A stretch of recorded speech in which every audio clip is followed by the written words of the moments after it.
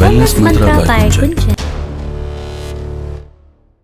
Hello friends, welcome to wellness mantra by Kunchan. आगे बढ़ने से पहले कृपया इस वीडियो का लाइक और सब्सक्राइब बटन दबाना ना भूलें। जैसा कि मैंने अपने पिछले वीडियो में अपने निजी कोविड अनुभव को शेयर किया था, यदि आपने अभी तक उसे नहीं देखा है तो ये ऊपर आने वाले आई बटन पर क्लिक कर आप उस वीडियो को देख सकते हैं। कोविड लक्षणों के दौरान और ठीक होने के बाद भी आप सांस फूलना, कमजोरी और कुछ लगातार खांसी महसूस कर सकते हैं। हालांकि ये ज्यादातर 3 से 4 हफ्तों में ठीक हो जाता है, पर हर इंसान में ये अलग अलग हो सकता है। आज के एपिसोड में मैं कोविड या कोरोना के बाद या उसके दौरान होने वाला जो टफ कफ होता है और बलगम होता है, उससे छुटकारा पाने के लिए कुछ सरल पर शक्तिशाली युक्तियां शेयर करूंगी। मैंने अपने कोरोना के सिम्टम्स को मैनेज करने के लिए इनमें से ज्यादातर चीजें अपनाई थी। किसी भी तरह की खांसी में सबसे पहले स्टीम लेना बेहद जरूरी है। ये आपके फेफड़ों की वायु कोशिकाओं को खोलने में मदद करता है, छाती और गले की मसल्स को भी बहुत राहत देता है और आपके कफ को बाहर निकालने में मदद करता है ताकि आप इसे बाहर थूक सकें और धीरे धीरे ये क्लियर हो जाता है। हालांकि मैं यहाँ जोर देना चाहूंगी कि ये एक मिथ है कि भाप से कोरोना वायरस को मारा जा सकता है। डॉक्टरों द्वारा कोई शोध और सुझाव ऐसा नहीं दिया गया है कि भाप कोरोना वायरस को मार सकती है, इसलिए उच्च गर्मी वाली भाप ना लें।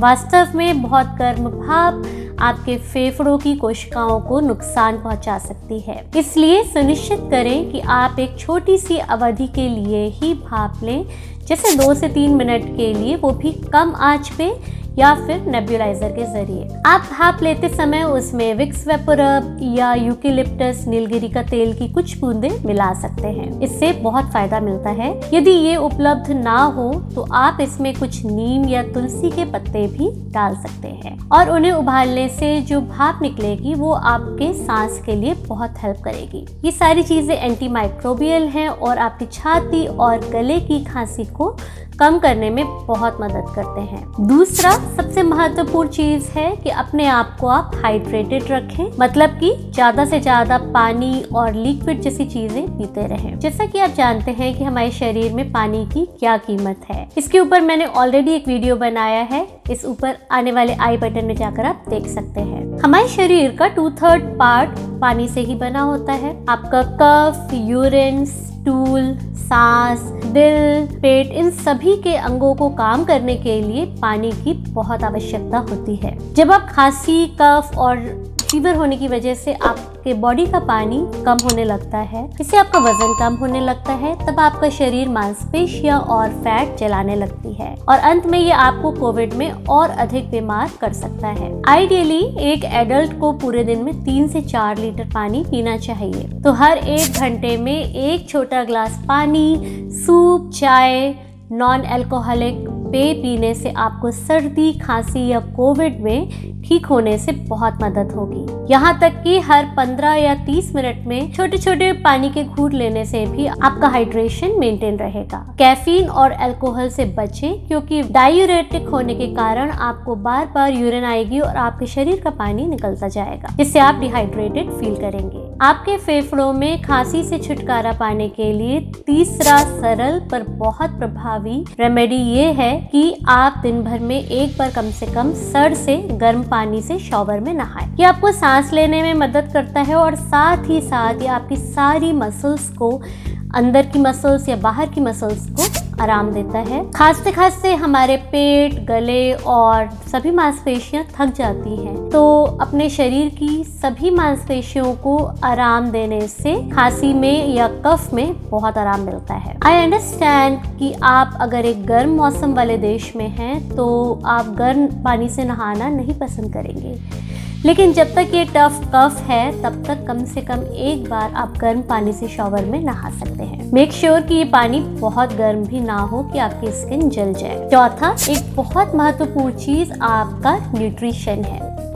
आई नो कि जब आप बीमार होते हैं तो आप खाना नहीं बना पाते हैं और आपको कुछ खाने का मन नहीं करता, लेकिन अपने शरीर को सही तरीके से काम करने के लिए हमें अच्छे बैलेंस डाइट की ज़रूरत होती है, जिसमें प्रोटीन, फैट्स, कार्बोहाइड्रेट्स और सभी मिनरल्स जैसे कि जिंक और विटामिन होते हैं। स्पेशली कोविड या फ्लू में इस वायरस से लड़ने के लिए आपके शरीर की पूरी मशीनरी को ऊर्जा की आवश्यकता होती है, जो कि आपको अच्छे खाने से ही मिलती है। आपका शरीर उस वायरस से छुटकारा पाने के लिए एक्टिव है, इसलिए यदि आप अपने न्यूट्रिशन से कॉम्प्रोमाइज करते हैं तो आपके शरीर के लिए बाहरी वायरस से लड़ना थोड़ा कठिन हो जाता है। इसलिए मेक श्योर कि आप खट्टे फल जैसे कि संतरे, नींबू, आम, अंगूर, बेरीज आदि खाएं। ये आपके इम्यूनिटी को नेचुरल तरीके से बढ़ाते हैं। वेजिटेबल्स में आप सभी तरीके की सब्जियां खा सकते हैं, पर कुछ सब्जियां जैसे कि अदरक, लहसुन,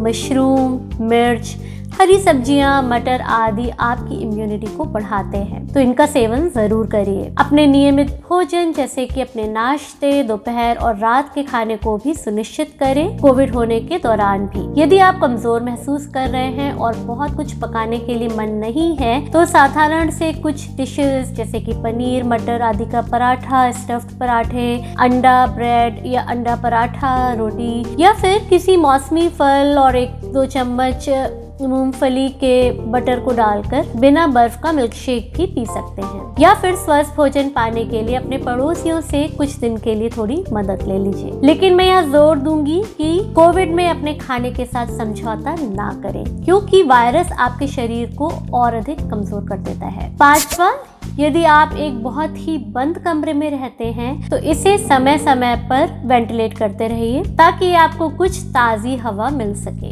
यदि आप धूल भरे और प्रदूषित क्षेत्र में रहते हैं तो सुबह के समय अपने दरवाजे, खिड़कियां थोड़ा खोलें, क्योंकि सुबह की हवा थोड़ी ताज़ी होती है और प्रदूषण रहित होती है। अपने कमरे में एक ह्यूमिडिफायर का भी उपयोग कर सकते हैं, जिससे ये हवा को नम रखेगा और आपकी सांस को ड्राई नहीं होने देगा। स्पेशली ठंडे देशों में रहते हैं और जिनके यहाँ हीटिंग चलती है। और जब तक आपको सर्दी और खांसी हो तब तक घर में बहुत ठंडे एसी का उपयोग ना करें। इसके अलावा जब आपको खांसी हो तो कोई धूप, अगरबत्ती भी ना जलाएं या किसी बंद जगह पर मसालेदार या मिर्च का तड़का वगैरह ना लगाएं।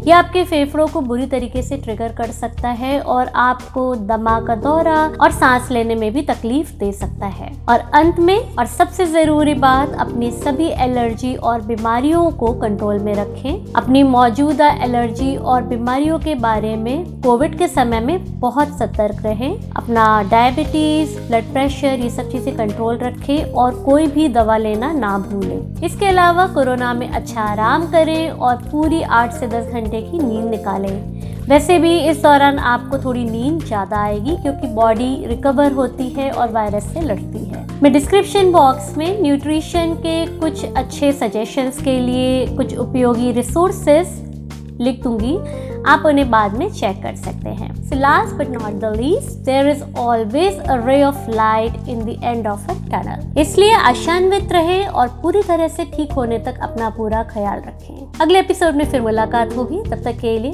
Take care and bye.